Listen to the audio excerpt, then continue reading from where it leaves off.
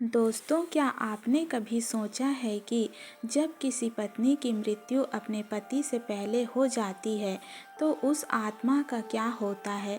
क्या वह हमेशा के लिए अपने पति से अलग हो जाती है या फिर उसका प्रभाव पति के अगले जन्म तक भी पहुंचता है?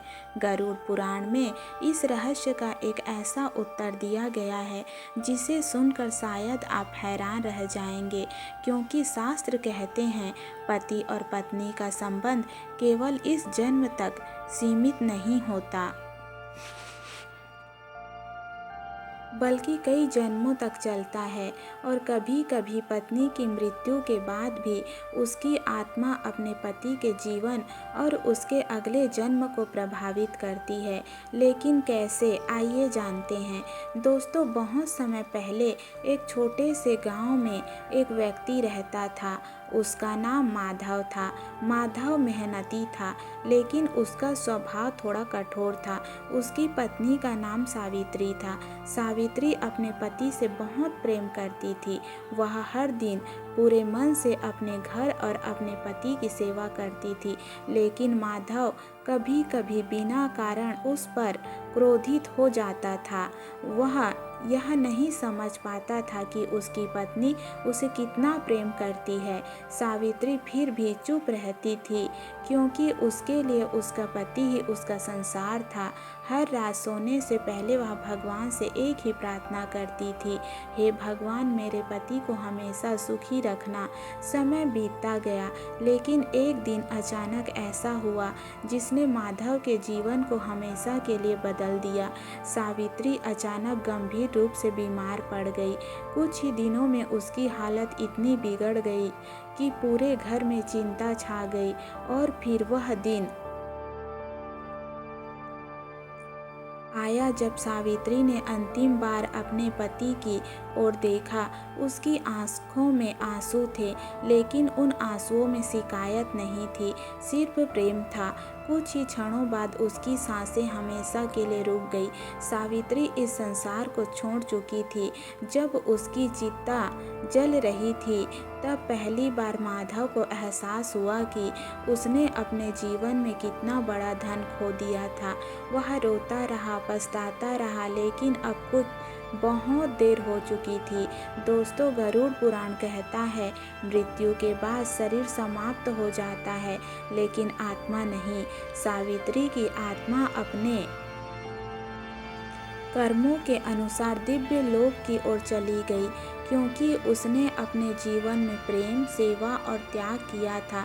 देवताओं ने उसका स्वागत किया, लेकिन वह भी उसकी आत्मा शांत नहीं थी, क्योंकि उसका मन अभी भी अपने पति के लिए चिंतित था। उधर पृथ्वी पर माधव का जीवन पूरी तरह बदल गया। वह अब पहले जैसा कठोर नहीं रहा। उसे हर पल अपनी पत्नी की याद सताती थी। उसे अपने व्यवहार पर पछतावा होने लगा। उसने लोगों की मदद करना शुरू कर दिया, गरीबों को भोजन देने लगा और हर दिन भगवान से क्षमा मांगने लगा। गरुड़ पुराण कहता है, जब मनुष्य सच्चे मन से पश्चाताप करता है तो उसके कर्म बदलने लगते हैं। कुछ वर्षों बाद एक दिन माधव की भी मृत्यु हो गई। अब उसकी आत्मा यमलोक पहुंची, जहां उसके जीवन के सभी कर्मों का हिसाब देखा गया। उसके जीवन में किए गए कठोर व्यवहार के कारण उसे कुछ कष्ट भोगने पड़े, लेकिन उसके बाद उसके पश्चाताप और अच्छे कर्मों को भी देखा गया। तब देवताओं ने एक आश्चर्यजनक निर्णय लिया, उसे एक और जन्म दिया गया। लेकिन यहाँ एक रहस्य छिपा था, क्योंकि उसी समय एक दूसरी आत्मा भी पुनर्जन्म लेने वाली थी, और वह आत्मा कोई और नहीं बल्कि सावित्री की थी आत्मा थी। दोस्तों, गरुड़ पुराण कहता है, यदि पति और पत्नी के बीच सच्चा प्रेम हो और उसके बीच कोई अधूरा संबंध रह गया हो, तो अगले जन्म में भी वे फिर से मिल सकते हैं। कभी पति पत्नी बनकर, कभी मित्र बनकर और कभी किसी और संबंध में, ताकि उनके अधूरे कर्म पूरे हो सके। यही कारण है कि हमारे शास्त्र कहते हैं, पति पत्नी का संबंध केवल एक जन्म का नहीं होता, यह आत्माओं का संबंध होता है जो कई जन्मों तक चलता है। इसीलिए गरुड़ पुराण हमें एक गहरी सीख देता है कि जीवन में अपने साथी का सम्मान करें, उसे प्रेम दें, क्योंकि शायद वही आत्मा अगले जन्म में भी आपके साथ हो। और यही जीवन का सबसे बड़ा रहस्य है कि इस संसार में कुछ संबंध ऐसे होते हैं जो मृत्यु से भी समाप्त नहीं होते। दोस्तों, आपको गरुड़ पुराण की यह कथा कैसी लगी, हमें कमेंट के माध्यम से बताएं।